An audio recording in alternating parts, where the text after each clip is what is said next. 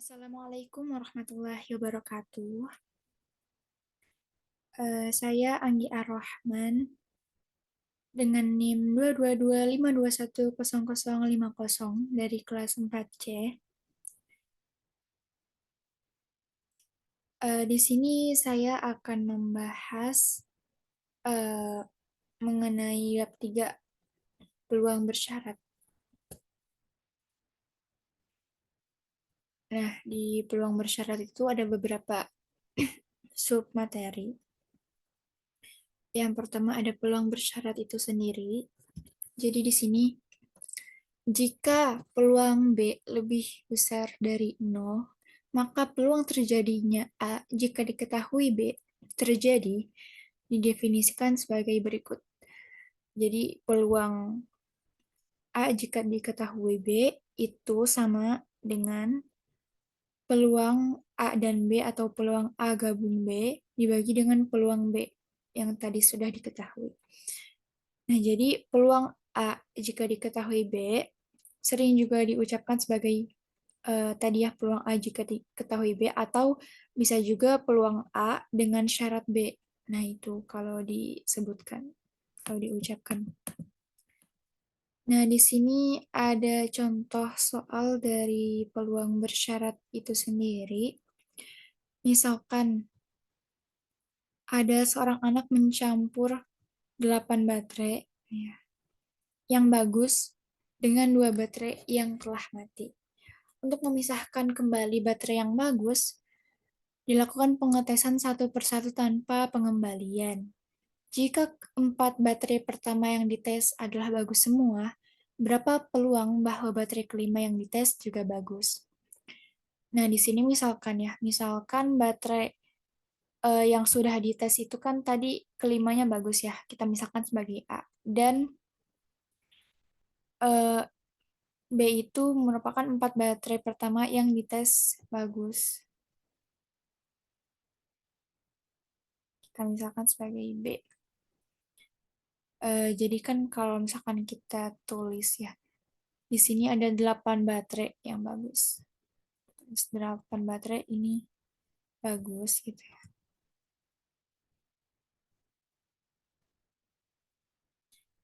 Eh, dan 2 baterainya itu udah mati gitu.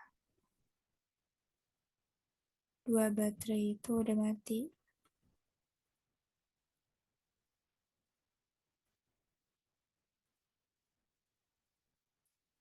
Nah, karena yang ditanya baterai kelima yang dites juga bagus, maka kita misalkan yang ditanya itu sebagai A gitu. Dan yang diketahui kan tadi 4 baterai pertama yang dites itu bagus, maka itu kita misalkan sebagai B. Itu. Nah, ini kan jumlah total baterainya ini kan ada 10 baterai. Nah, di sini kita ingin menentukan peluang A kan, di mana A itu peluang dari baterai kelima yang dites bagus gitu. Maka untuk mencarinya itu kita perhatikan dulu ruangan sampel di sini jumlah total baterainya itu ya. Kan tadi ada 10 ya, 8 bagus, 2 mati. Maka itu ada 10 baterai. Ini ruangan sampelnya. Kemudian kita bisa menggunakan peluang A jika diketahui B ya. Atau peluang A dengan syarat B. Karena di sini A-nya itu kan yang ditanya ya kelima baterai yang dites bagus. Sedangkan di sini di soal sudah diketahui bahwa eh, 4 baterai pertama yang dites itu bagus semua gitu. Maka kita mencari rumus ini nih gitu. Nah, kemudian di sini menggunakan rumus yang tadi ya.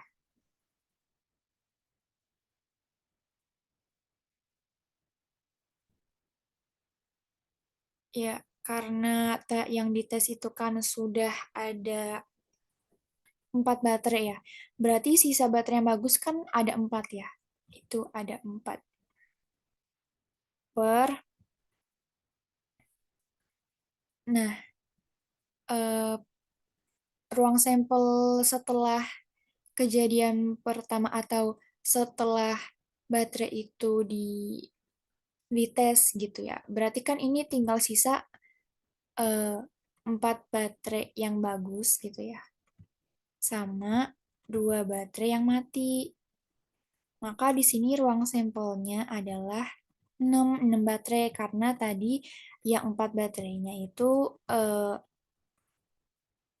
sudah dites gitu ya. Jadi di sini ruang sampelnya tinggal 6 baterai yang tersisa. Jadi di sini peluang baterai kelima yang dites juga bagus. Jika diketahui 4 baterai pertama yang dites itu bagus adalah 4/6 atau itu sama aja kayak 2/3. Itu nanya jawabannya. Oke, kita lanjut ke bagian sub materi yang kedua yaitu mengenai hukum penggandaan. Di sini dari hubungan peluang A jika diketahui B itu sama dengan yang tadi ya. Peluang A gabung B dibagi dengan peluang B dan peluang B jika diketahui A itu sama dengan peluang A gabung B dibagi peluang A. Jadi yang jadi pembaginya ini ya peluang yang sudah diketahui seperti itu. Kita peroleh dua cara untuk menentukan peluang A gabung B. Dimana kalau dari hubungan ini maka tinggal dipindah tempat gitu ya. Maka kalau kita mencari peluang A gabung B itu sama aja peluang peluang B gitu ya dikalikan dengan peluang A jika diketahui B seperti itu. Dan sebaliknya, kalau dari sini kita menemukan bahwa peluang A gabung B itu sama dengan peluang A dikali peluang B jika diketahui A. Nah, hubungan di atas dapat diperumum untuk irisan tiga kejadian. Jadi kalau sebelumnya kita hanya mempelajari dua kejadian gitu, peluang A gabung B, nah ini bisa kita perumum lagi itu menjadi rumus untuk irisan tiga kejadian. Misalnya nih, peluang A1 dan A2 dan A3 itu sama aja seperti peluang A1 dikali peluang A2 jika diketahui A1 dan dikalikan peluang A3 jika diketahui peluang A1 dan A2. Nah, ini ada contoh soalnya. Di sini diketahui dalam suatu kotak terdapat 4 kelereng merah dan 6 kelereng putih. Jika dari kotak tersebut dipilih secara acak satu persatu tanpa pengembalian, sebanyak 4 buah kelereng, tentukan peluang bahwa kelereng yang terpilih urutan warnanya itu merah, putih, merah, putih. Jadi kita di sini gambar dulu mungkin ya. Kan dalam satu kotak gitu ya. Ini ada kotak. Dia tuh isinya ada 6 kelereng merah dan 6 kelereng putih. Nah, dari kotak ini nih, itu tuh dipilihnya secara acak, tanpa pengembalian. Kalau tanpa pengembalian di sini berarti kalau misal udah ngambil satu merah nih, maka itu nggak bisa dibalikin lagi gitu. Berarti sisanya ya tinggal 5 yang warna merah seperti itu. Nah, kita mengetahui di sini tuh memilih 4 buah kelereng, di mana urutan warnanya itu merah putih, merah putih. Nah, kita misalkan dulu nih, MI sebagai kejadian terambilnya kelereng merah pada pengambilan ke I gitu ya, sebanyak I. Dan PJ itu kejadian terambilnya kelereng putih pada pengembalian ke J. Nah, sehingga di sini kita dapat merumuskan pertanyaan tersebut menjadi peluang M1 dan P2 dan M3 dan P4. Atau eh, apa ini tuh maksudnya peluang dari merah pada pengambilan pertama dan peluang terambilnya kelereng putih pada pengambilan kedua dan peluang terambilnya kelereng merah yang ketiga dan putih yang keempat seperti itu. Nah, kalau kita masukin ya dengan rumus hukum penggandaan tadi, maka seperti ini peluang merah pertama dikalikan peluang putih yang kedua jika diketahui peluang terambilnya M1 atau merah ke satu dan seperti itu berikutnya. Sehingga di sini peluang terambilnya merah pertama di sini kan awalnya itu 6 merah 6 putih. Sehingga kalau kita ngambil warna merah, satu, oh maaf, di sini harusnya 4 kelereng merah ya. 4 kelereng merah. Nah, sehingga kalau di sini yang pertama kali kita mengambil kelereng merah, maka itu kan ada 4, bisa peluangnya 4 gitu ya. Peluang yang terambilnya bisa 4 kelereng. Maksudnya salah satu dari 4 kelereng itu. 4 per, di sini totalnya itu kan ada kelereng merah dan kelereng putih, maka peluang simpelnya itu 4 per 10, 6 tambah 4 gitu ya. Terus dikalikan dengan peluang terambilnya putih nih yang kedua ya. Jika diketahui M1 atau jika diketahui eh, kelereng merah pertama yang diambil tadi ya. Tadi karena kita sudah mengambil satu kelereng merah, maka ini sisanya kan tinggal 3 kelereng merah dan 6 kelereng putih gitu ya. Maka di sini untuk peluang P2 jika diketahui M1 itu eh, kita kan mau ngambil yang putih ya. Putih di sini kan ada 6 berarti 6 per 9 seperti itu. Nah, ini nih untuk peluang yang ini. Kemudian yang ketiga ya. Karena di sini udah keambil merah satu, putih satu, maka di sini tinggal di sini 3 merah ya. Nah, dari sini dia yang terambil hanya putih. Kemudian di sini yang putihnya sudah terambil, maka tinggal 5 putih. Maka peluang M3 jika diketahui M1 dan P2 ya, yang ini tadi nih. Maka em, peluang terambilnya merah, merah ini kan ada 3 di sini. 3/8. Nah, yang terakhir, karena ini tadi yang ketiga yang terambilnya itu merah ya. Berarti merah di sini yang tadinya 3 menjadi tinggal sisa 2. Sisa 2 dan di sininya putihnya tetap 5. Maka peluang P4 jika diketahui M1 dan P2 dan M3 itu peluangnya adalah mandatnya kan putih ya, berarti putihnya di sini kan ada 5. 5 per jumlah keseluruhannya 7. Nah, sehingga peluang-peluang ini dikalikan 4 per 10, dikali 6 per 9, dikali 3 per 8, dikali 5 per 7 hasilnya 5 per 70. Nah, lanjut ke peluang bersyarat, submateri yang ketiga, peluang bersyarat. Jadi misalkan B adalah suatu kejadian dengan peluang B lebih besar dari nol dan peluang B komplement lebih dari nol. Ini maksudnya komplement ya, harusnya C-nya itu di atas. Maka untuk sebarang kejadian A berlaku bahwa peluang A itu sama dengan peluang A jika diketahui B dikalikan dengan peluang B ditambah peluang A jika diketahui B komplement dikali peluang B komplement. Secara umum juga, jika B1, B2, hingga Bn merupakan partisi lepas dari S dengan peluang Bi lebih besar dari nol untuk semua I sama dengan 1, 2, sampai N, maka untuk sembarang kejadian A berlaku bahwa peluang A ini sama dengan peluang A jika diketahui Bi, di mana I-nya itu 1 hingga N gitu ya, dikalikan peluang Bi. Berdasarkan teorema 1.9 dan hukum penggandaan peluang, teorema 3.2, maka diperoleh sebagai berikut peluang A sama dengan peluang A gabung B ditambah peluang A gabung B komplement. Nah, ini sama juga, sama dengan tadi kan peluang A gabung B ini kan sama dengan peluang B dikali peluang A jika diketahui B. Ya, kalau kita masukkan ini sama aja seperti ini gitu. Nah, jadi peluang A ini bisa ditulis seperti ini yang di atas atau yang ini. Nah, kita masuk ke contoh soal.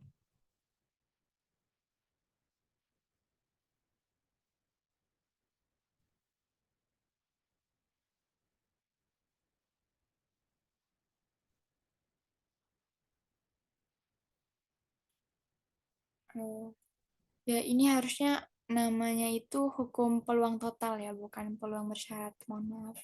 Hukum peluang total di sini. Hukum peluang total. Nah, di sini ada contoh dari hukum peluang total. Ya, hukum peluang total. Nah, oke. Di sini ada 3 buah metode training, yaitu M1, M2, dan M3. Dipergunakan untuk mentraining siswa dalam berhitung. Diketahui bahwa 20% siswa mengikuti training M1, 30% siswa mengikuti training M2, dan 50% siswa mengikuti training M3. Juga diketahui bahwa 4% siswa mengikuti training M1 itu gagal, 2% siswa mengikuti training M2 itu gagal, dan 1% siswa mengikuti training M3 itu gagal. Jika dipilih secara acak seorang siswa yang mengikuti training tersebut, tentukan peluang bahwa siswa tersebut gagal. Nah, di sini kita bisa menggunakan rumus dari hukum peluang total gitu ya. Yang ditanyakan kan kejadian terpilih siswa yang gagal mengikuti training. Nah, itu kan berarti yang gagal itu bisa dari M1, M2, dan M3 gitu. Maka di sini kita menggunakan hukum peluang total. Di mana rumusnya peluang G itu sama dengan peluang M1 dikali peluang G jika diketahui M1 ditambah peluang M2 dikali peluang G jika diketahui M2 ditambah peluang M3 dikali peluang G jika diketahui M3. Nah, peluang M1 itu peluang mahasiswa mengikuti training M1 ya. Di sini kan 20%. Maka 20% itu kan sama aja 0,2 gitu. Maka di sini 0,2. Kemudian peluang gagal pada training pertama atau M1 gitu ya. Di sini kan ada di soal ya. Yang gagal training M1 itu 4%, maka 4% ini sama dengan 0,04 kita masukkan ke sini.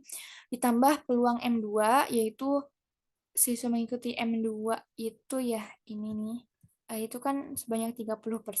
Maka itu ditulis 0,3. Kemudian peluang gagal yang mengikuti training M2 ini kan 2% ya, sama aja kayak 0,02 dan seterusnya di sini peluang M3 itu kan 50% itu 0,5. Peluang gagal M3-nya itu 1% atau 0,01. Sehingga ya ini tinggal dikalkulasikan sehingga hasilnya menjadi 0,019 atau 1,9%. Seperti itu. Oke, ini mungkin yang terakhir. Submateri yang terakhir, yaitu peluang kejadian bebas. Kejadian A dan B dikatakan saling bebas jika peluang A gabung B sama dengan peluang A dikali peluang B. Nah, dari definisi di atas, jika A dan B adalah dua kejadian bebas, maka kita peroleh bahwa peluang A jika diketahui B itu sama dengan peluang A. Dan peluang B jika diketahui A itu sama dengan peluang B. Artinya, meskipun diketahui B terjadi, tetapi informasi ini tidak ada pengaruhnya gitu ya terhadap peluang terjadinya kejadian A, demikian pula sebaliknya seperti itu. Jadi nggak ada pengaruhnya gitu. Kejadian A sama kejadian B itu saling bebas. Nah, ini ada contoh soalnya di mana soalnya itu sebuah dadu sisi 6 yang seimbang dilemparkan. Kejadian A adalah kejadian bahwa banyaknya mata yang muncul adalah bilangan ganjil, sedangkan yang B itu kejadian bahwa banyaknya mata yang muncul lebih besar dari 4. Dan C itu kejadian bahwa banyaknya mata yang muncul kurang dari 4. Kita di sini meriksa nih apakah A dan B itu dua kejadian bebas. Eh, Kemudian yang B ya periksa apakah A dan C itu merupakan kejadian bebas. Nah, kita baca soal dulu ya. Kejadian A kan tadi banyaknya mata dadu yang muncul itu bilangan ganjil. Berarti A di sini itu sampel-sampelnya adalah Kan kalau di dadu ada 1 sampai 6, maka kalau yang ganjil itu hanya 1, 3, dan 5. Ada tiga, tiga doang gitu ya. Nah, kalau untuk yang B itu kan kejadian banyaknya mata yang muncul lebih besar dari 4. Berarti kan 5 dan 6 aja ya. Karena kan mata dadu ada 1 sampai 6 aja. Berarti ini 5 dan 6. Nah, untuk yang C-nya itu kejadian bahwa banyaknya mata yang muncul kurang dari 4. Yang kurang dari 4 itu kan berarti 1, 2, 3. Untuk yang C. Nah, kita cari dulu nih peluang A-nya. Berarti kan ini ya, peluang terambilnya A di sini kan ada 3 gitu kan. Berarti eh,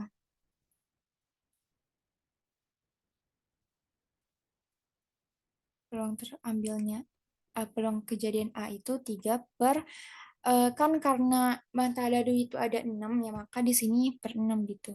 Atau sama sama aja kayak 1/2 di sini. Kemudian peluang B. Peluang B di sini kan ada 2 ya. 5 dan 6 doang gitu yang terambil. Maka peluang B di sini adalah 2/6 atau 1/3.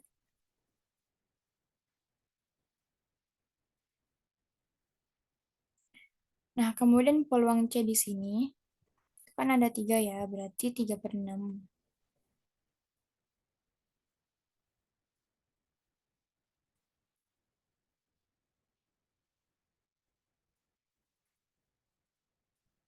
3/6 atau 1/2. Nah, ini harusnya 1/2. Kemudian diketahui bahwa peluang A dan B eh, dari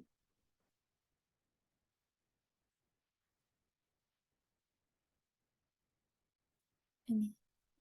Oke, peluang A itu kan kejadian banyaknya yang muncul itu ganjil. Kalau yang B itu yang lebih dari 4.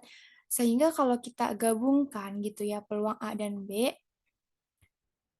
berarti kan itu ada 1, 2, 3, 4. Ada 4 ya, yaitu 1, 3, 5, dan 6. Maka peluang A gabung B-nya itu ini 4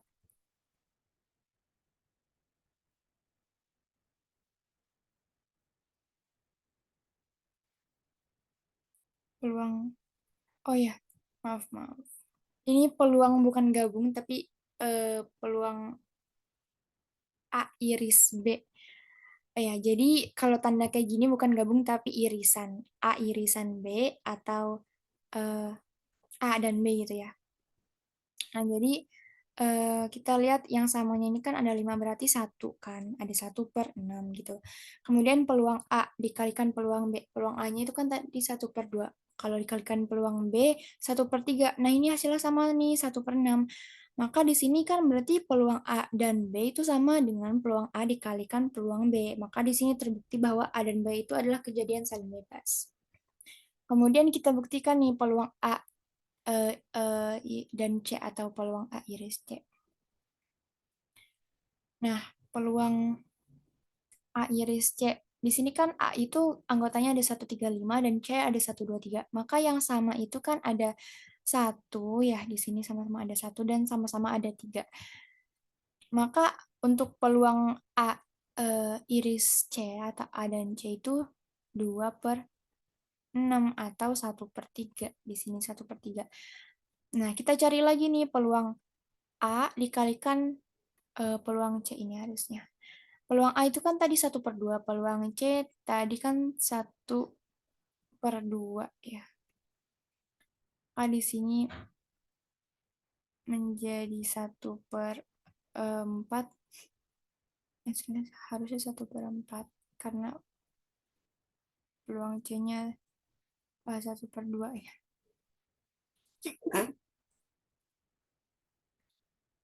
Nah, sehingga di sini kan terdapat perbedaan gitu ya, peluang A dan C dengan peluang A kali peluang C. Hasilnya berbeda, maka di sini membuktikan bahwa A dan C itu bukan kejadian saling bebas gitu. Nah, mungkin cukup sekian dari saya. Semoga video ini bermanfaat. Kurang lebihnya mohon maaf. Wassalamualaikum warahmatullahi wabarakatuh.